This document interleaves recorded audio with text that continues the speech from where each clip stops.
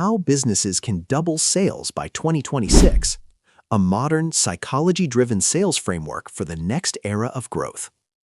In 2026, the businesses that win won't be the ones with the loudest ads, the biggest funnels, or the most aggressive salespeople. They'll be the ones that understand how buyers actually make decisions. The truth is this: most companies don't lose deals because of pricing. They don't lose deals because of competition. They lose deals because their sales conversations are unstructured, reactive, and built on outdated assumptions about human behavior. Today, I want to show you how top-performing companies are doubling their sales, not over years, but within months, by mastering a 5-stage sales conversation framework rooted in behavioral science, emotional intelligence, and self-persuasion. This is not a script, it's not manipulation, and it's not about closing harder. It's about guiding prospects through the way the human brain already decides to change. Why most sales teams stall out? Let's start with the real problem. Most sales conversations are improvised. Salespeople wing it, hoping experience will carry them through. But when you wing something that depends on psychology, emotion, and trust, performance becomes inconsistent. One rep succeeds, another struggles, and leadership can't figure out why. High-growth companies don't rely on talent alone. They rely on structure. And structure starts with understanding the 5 stages of a modern sales conversation. Stage 1. Connection. Disarm first, sell later. Every sales conversation, B2B or B2C, starts in the same place: resistance. Prospects are guarded. They're scanning for pressure, and their first subconscious question is always the same: how much is this going to cost me, financially, emotionally, or mentally? The goal of the connection stage is not rapport, it's disarmament. This stage does 3 critical things. 1. It shifts focus away from the seller. The fastest way to raise resistance is to talk about yourself, your company, or your solution too early. High performers do the opposite. They immediately shift the focus onto the prospect. When prospects talk, their guard lowers. When sellers talk, resistance rises. 2. It lowers psychological defenses. Resistance doesn't come from skepticism, it comes from fear of being controlled. The right connection questions, delivered with calm, curious tonality, signal safety. Safety creates openness. Openness creates honesty. Without this, everything that follows stays surface level. 3. It reframes the conversation away from price. Every prospect starts in cost-based thinking. Your job within the first few minutes is to gently move them into results-based thinking. If you don't, price becomes the lens for the entire conversation, and price-focused buyers rarely convert. This stage is short, but it determines whether the rest of the conversation works at all. Stage 2. Engagement, where sales are actually won.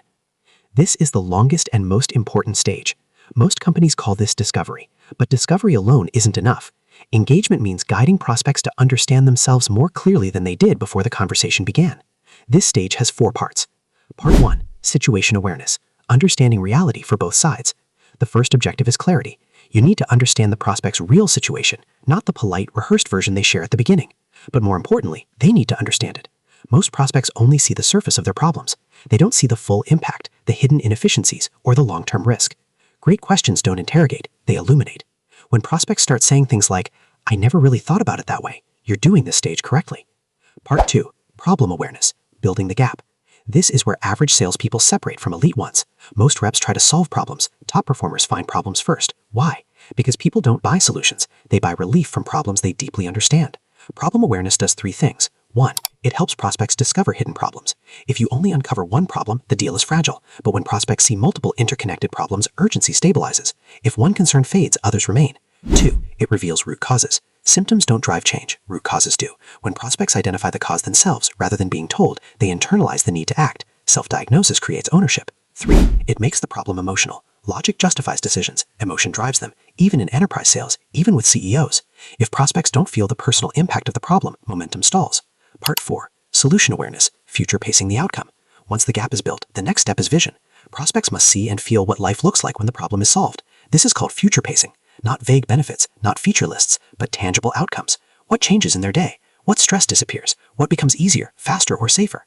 Humans change when they emotionally experience a better future before it exists. Part 5. Consequence awareness, creating urgency without pressure. Here's where urgency is born, not from discounts, not from deadlines, but from consequences. This is where you help prospects explore. What happens if nothing changes? What if the problem worsens? What does delay really cost them? The key is tone. This is not confrontational, it's reflective. When prospects start defending why they must change, urgency is no longer external, it's internal, and internal urgency is unstoppable. Stage 3, transition. Never leave the next step undefined. Deals don't die because prospects say no. They die because there's no clear next step. Every conversation must transition somewhere. A demo, a proposal review, a stakeholder meeting, or a decision conversation. If nothing is scheduled, momentum evaporates. Hope is not a sales strategy, calendars are. Stage 4, presentation. Context changes everything.